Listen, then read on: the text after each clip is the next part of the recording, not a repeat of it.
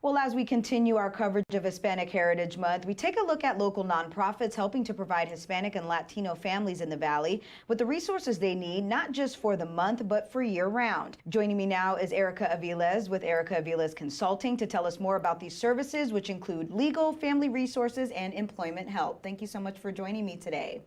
So let's go through a couple of these, or a few of these, I should say, real quick. The first one I want to talk about is the Latino Bar Association. Tell me what services they're specifically providing to Latino families. I'm so excited about the Nevada Latino Bar Association because they're providing our young adults as well as people in the legal fields the access to be seen, to network, to strive for other career opportunities.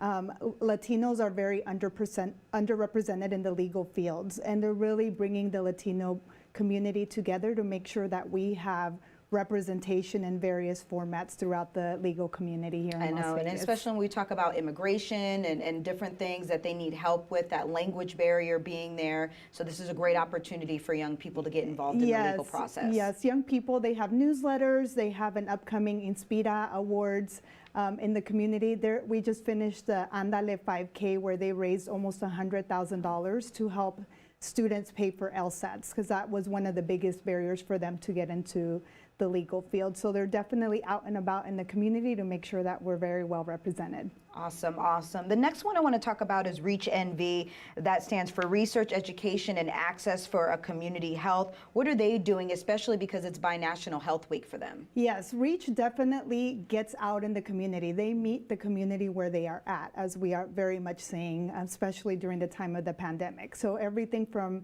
representation at the local consulate of Mexico's office to the local consulate of El Salvador's office. They have upcoming events providing flu shots. They have another seminar on diabetes and how it impacts our Hispanic community. I have little kids, you know, how do we make sure our kids are eating healthy? So everything from these seminars, both online, in person, as well as virtual conversations, and providing financial aid to families in need. And we know Hispanics have been one of the ones most impacted here in our community. And these are free resources, right? These are free resources. Free resources, and in the Spanish language, you know, so regardless, they'll help, you know, whatever language we speak, whatever nationality we're from, they're out there, and we need to make sure that we know that these resources exist so that we can take advantage of them.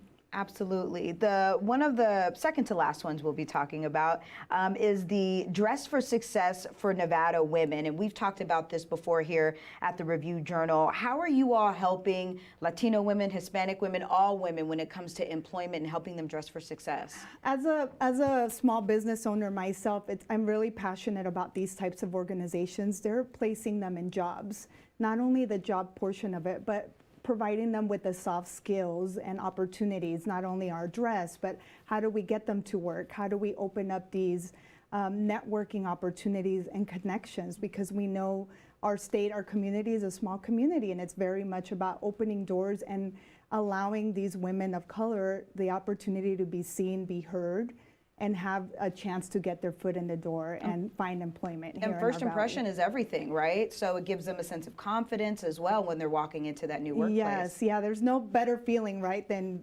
looking professional, than having the skills, not only from, you know, face-to-face, but soft skills or typing emails and, you know, making sure that we're opening doors and empowering women. There's nothing like what they're doing here in the Valley. So there's one more organization that you are spearheading. Tell us about that. Yes, I founded Latinas in Power. We are a professional networking organization here in the state of Nevada, bigger here in Southern Nevada, but I founded it 5 years ago in order to, again, open doors for other Latinas and making sure that we advocated for one another, whether it is things like careers or personal things like as motherhood or taking care of our parents or finding legal representation. So we meet monthly usually. We communicate through several channels of communication, and it's really about making sure that we're being seen and heard, and how do we empower one another. And I always say, if we can see them, we can be them. Yes.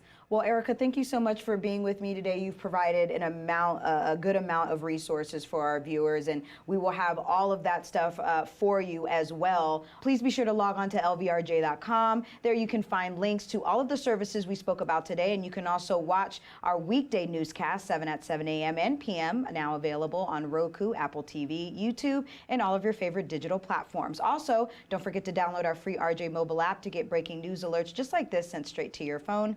I'm Renee Summerhour. Thank you so much for joining us.